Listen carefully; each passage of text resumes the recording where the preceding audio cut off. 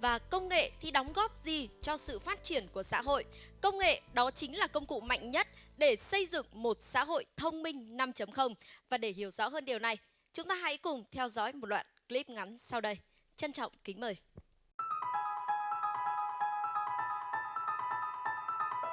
Trên nền tảng của công nghiệp 4.0 và những thành tựu quản lý hiện đại, các nước phát triển đang tiên phong xây dựng một mô hình xã hội siêu thông minh và siêu hiệu quả với tên gọi xã hội 5.0.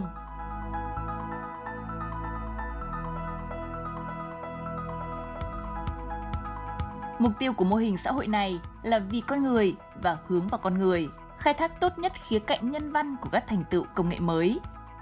Nhật Bản là nước đi tiên phong trong việc xây dựng xã hội 5.0. Tháng 1 năm 2016, chính phủ Nhật Bản đã ban hành kế hoạch cơ bản về khoa học và công nghệ lần thứ 5 với nội dung trọng tâm là xã hội 5.0.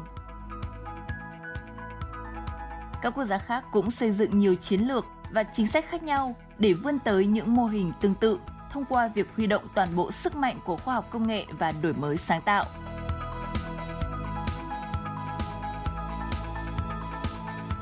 Xã hội 5.0 tích hợp cả 3 yếu tố: con người, thể chế và công nghệ. Con người vừa là mục tiêu, vừa là động lực của sự phát triển. Nhờ những thành tựu công nghệ mới như trí tuệ nhân tạo và robot, các cá nhân được giải phóng khỏi những công việc và thao tác mà họ không thuần thục, không chuyên.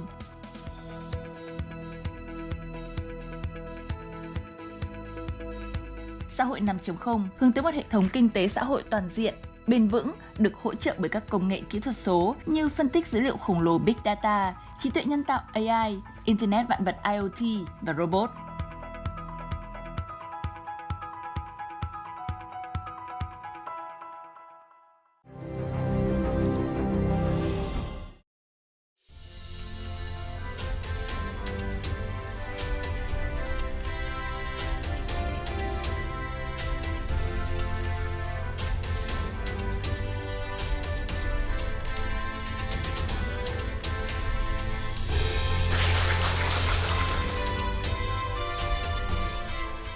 本日は日本のスマートソサエティ5.0におきますデジタルトランスフォーメーションについてお話をさせていただきます。最初に私の自己紹介をさせていただいて、ソサエティ5.0、その次にキーワード、それからブロックチェーンについてなぜ使うか、それからどんな風に使われているか、あとユニワールドはどうして必要なのかといったテーマについてお話をさせていただきます。最初に自己紹介を簡単にさせていただきます。私は29年間三菱商事総合商社で世界最大の商社ですけども働いておりました。でその後三菱商事でどういうことをやっていたかといいますと、いわゆる新規事業の事業開拓を中心に仕事をしておりまして、機械産業あるいはエレクトロニクス産業あるいは化学産業自動車部品産業といった分野での事業開発を進めておりました。でその後三菱商事ではいわゆるスタートアップベンチャーの立ち上げを多く携わりまして、例えばイスラエルの IT 企業との合弁事業立ち上げや例えば半導体分野でのベンチャーキャピタルファンドの立ち上げ、そういったポートフォリオ企業の経営といった仕事をやってまいりました。でその後日本のヨーロッパにありますドイツですけども機械メーカーの代表取締役を長年やっておりまして、現在は日本でユニワールドの仕事の立ち上げ事業開拓をやっております。それでソサエティ 5.0、 先ほどスライドで簡単な説明ありましたけども、簡単に言いますと2000年以上前の狩猟社会、それをソサエティ 1.0 と名付けまして、その後1500年ぐらい前からの農業社会ソサエティ 2.0 と名付けて、で次にソサエティ 3.0 は産業社会、ソサエティ 4.0 は情報化社会で、今のソサエティ 5.0 を創造社会というふうに位置づけております。ソサエティ 5.0 のキーワードを簡単にご紹介させていただきますと、例えば IoT、AI、クラウド、サイバースペース、ICT といった多くのキーワードがございます。ソサエティ 5.0 におきましては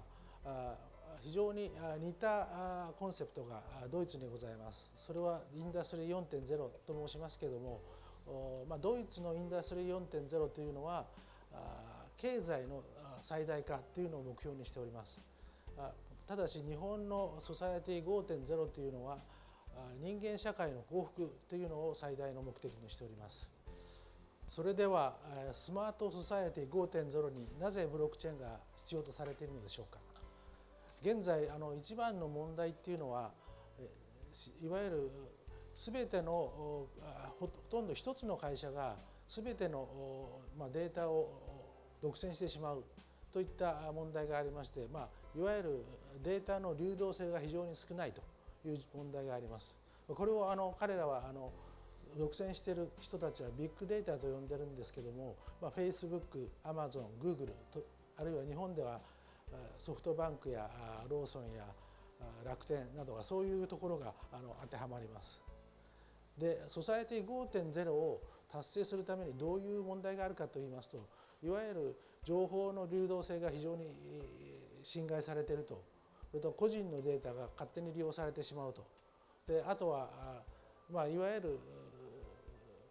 プライバシーが侵害されてしまうといった問題がございます。そこでブロックチェーンが必要となってくるわけです。すなわちソサエティ 5.0 の達成のためには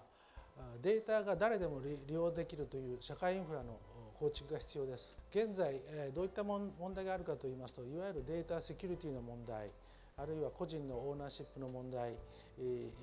ビジネスリスク、コストが高いといった問題があります。これらの問題を解決するためにやはりブロックチェーンが非常に重要になってまいります。例えば自立分散組織ができるといった利点、あるいはオープンソースであるという利点、あるいはセキュリティがクリプト技術によって達成できるという利点、あとは情報とリソースが分散化されるといった利点がございます。Web3.0 の構築のために必要な技術は4つほどございます。例えば DeFi、NFT、ソーシャルトークン、メタバースでそういった分野です。ここで